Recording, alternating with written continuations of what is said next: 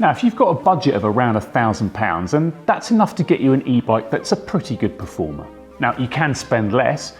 E-bikes in the UK start at around £600, but at that kind of price, you're having to make some pretty serious compromises on spec, and that tends to make them a bit harder to recommend.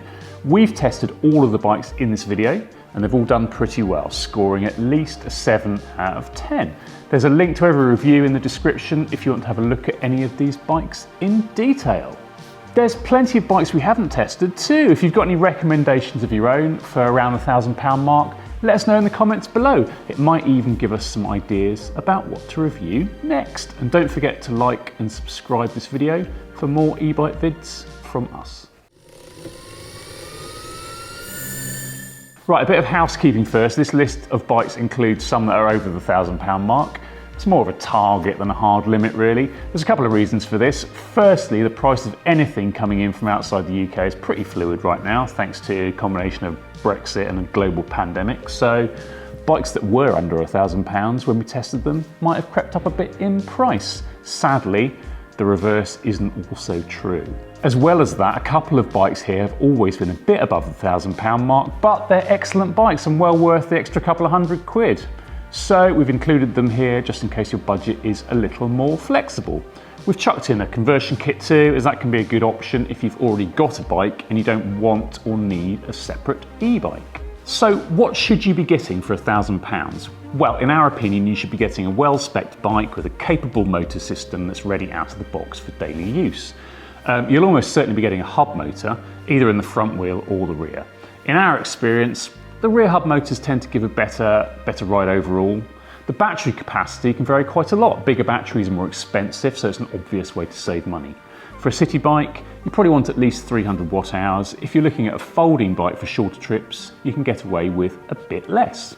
You're not going to get high-end components for this kind of money, but everything should be fit for purpose. You shouldn't be getting stuff like heavy steel handlebars and seat posts, for example. There should be room in the budget for decent alloy finishing kit.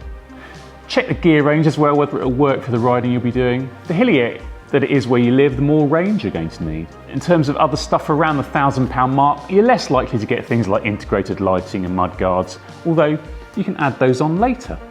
So that's some general tips on what to look for, but let's move on to our 6 picks from the bikes we've tested over the past couple of years. The Fiido D11 is a bike that comes in well under the £1,000 mark. The actual price you'll pay varies quite a lot, but you can normally pick one up for about £800 or £900 in the UK. And it's a well-executed folding bike with some neat features. It's a nice looking bike too. The D11 has a single beam alloy frame that folds in the middle and it rolls on standard size 20-inch wheels. It's fairly compact once it's folded, and it will roll along on its wheels too.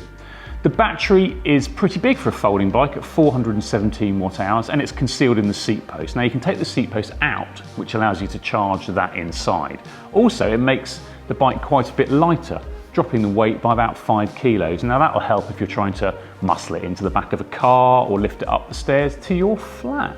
The D11 uses a rear hub motor with 3 levels of assistance. Now it's not hugely powerful, but it is enough assistance for easy progress on rolling terrain. The LCD display is a bit fiddly. The battery bars go up and down a bit depending on how hard the motor's working, but it's a decent enough system. It's not a bike designed for riding long distances, but for short hops, it works pretty well and it's good value for money. If you need your e-bike to fit on a train or in your office or your house, then a folding bike's the way to go, and the D11 is one of the better ones. When we tested it, we said that the Carrera Subway E was the best sub £1,000 urban e-bike we've tried. Now that price has headed north by £100 now, but it's still great value. Let's talk about the motor system first. Now Carrera has been using Suntour's HESC rear hub motor for a number of years now, and it's a very good motor. The HESC system is torque sensing, that uses a special chain set to measure your pedal input. And torque sensing systems tend to be more economical on the battery, so even though the Subway E has a reasonably small battery, the range is still pretty good. There are 3 assistance modes available, from the basic LED bar unit, which gives you a speed readout, and a battery indicator, which doesn't seem to be that accurate. It looks a little bit like a child's toy, but it works okay. Carrera hasn't spent any of the budget on a cheap suspension fork, but you do get big moto style tyres to smooth out the bumps, and the budget doesn't stretch to lights or mud guards or a kickstand either, so you'll need to factor those in too. Even so, it's a really good value package with much better components than you'll normally find for this kind of money. You get a 9-speed derailleur transmission and hydraulic disc brakes and a motor system that outperforms a lot of the competition at this price. The Rad Power Radrunner has a lot going for it. It's a great commuter, it's quick away from the lights, it's tough, it's nimble, and it's lots of fun. You can get a wide range of accessories for cargo or passengers, and that makes it really versatile too. Rad Power sells its bikes direct to customers, which is part of the reason it's able to offer the Radrunner for just $1,199. Now, the parent company is based in Seattle, but there's a European warehouse in Utrecht, and that's where UK bikes come from. The Radrunner comes boxed and part assembled, and removing all the bits of protection for the parts and the paintwork is the most time-consuming part of assembling it. Once that's done, it's a pretty easy job, and everything you need is in the box, including the tools. Now, there's no gears to worry about here. The Radrunner is a single speed, so it'll work better if you live somewhere reasonably flat. That being said, the rear hub motor is decent enough, and the 672 watt-hour battery capacity is as good as you'll find anywhere for this kind of money. The Radrunner is designed as an urban runabout, and the integrated rear rack is strong enough to give a friend a lift. There's a passenger pack available with a bench seat and foot pegs, and a wide range of luggage options, from big panniers for your shopping, even to an insulated pizza box to get that home nice and hot from the takeaway. There are a couple of gripes. The saddle is awful, the cheap pedals won't last, and you don't get mud guards as standard when a bike like this really needs them. But overall, it's a brilliant bike for city living. The Swytch system will turn any bike into an e-bike, and their adverts show it fitted to penny farthings and beach cruisers and the like. The reality is you'll be looking at a system like this if you already have a bike you like and want to get some assistance. And for that, it's a really good choice. It's a pretty simple system. So there's a handlebar bag that's both the battery and the control unit, and that drives a front hub motor that replaces the front wheel of the bike. There's a cadence sensor that detects when you're pedaling, and that's basically it.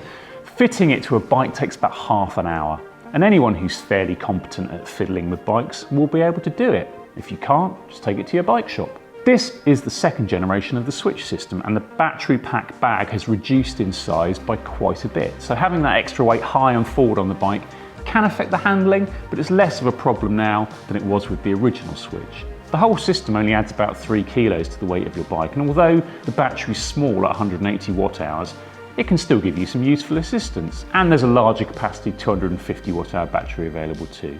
Now, the motor isn't the most powerful, but for getting a bit of extra help on a bike you're already happy with, it's pretty good. The design of the system means it can be fitted to folding bikes too, so it's a good option if you want to take your bike on the train or you want to do part of your commute by car. Another Carrera makes it to the shortlist. The Vengeance E is a mountain bike, and although it's very much at the leisure end of that market, it's still pretty capable off-road, certainly more so than anything else we've tried at this price. One thing that helps here is the motor. The Suntour HESC system isn't the most powerful, but it does get a torque sensor, which is really helpful when you're riding off-road, and you need to feel for the right level of motor assistance to get you up the climbs without losing grip.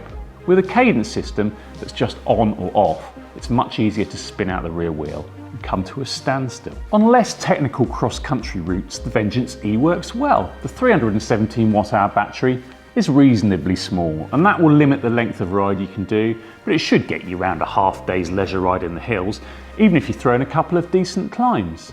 The Vengeance E gets a 9-speed Shimano Altus transmission, which is fine, although it could do with a wider range cassette for bigger gear range. The budget doesn't stretch to hydraulic disc brakes, which is a shame, and the Suntour suspension fork isn't great. But there are always compromises at around the £1,000 mark, and the Vengeance E is a likeable bike in spite of a few shortcomings. The Emu Mini is a versatile little bike with a pretty compact fold. The motor is powerful enough to be useful so long as you don't want to go very far, and it's light enough to be pretty easy to handle when it's packed down. The Mini is built around a single beam frame and 16-inch wheels with big chamber Kenda tyres. The frame's only available in one size, so it'll work better if you're not especially tall or short. but it'll fit a good range of riders. The Mini uses a front hub motor system with a bar-mounted LCD display, and the battery is located in the seat tube like the D11, and like the D11 it works well. It's out of the way so it doesn't affect the fold, and it's removable for charging indoors. Emu offers two battery sizes, 187 and 245 watt hours. Neither is huge, but this definitely isn't a bike designed for long journeys. You get a Shimano 3-speed hub for gearing, which is perfect for a bike like this. It's simple and well proven, it gives a nice range of gears, and the gearing is enclosed so it's less likely to suffer from knocks and bumps from folding and carrying. The Emu is a fun bike to ride with quick handling, and the motor gives useful assistance. It's not the most powerful you'll find, but it does the job. The bike weighs 17 kilos with the battery, which isn't bad, and you can remove the battery to make the bike a bit lighter. It's not as light or compact as something like an electric Brompton, but for the money, it's really pretty good. If you're only making short journeys and having something compact is near the top of your list, it's a good choice. So there you go, that's our pick of the bikes we've tested for around £1,000. We'd love to hear your experiences of these bikes and any other good value bikes you've tried. Stick them in the comments, and don't forget to like and subscribe this video for more e-bike vids from us.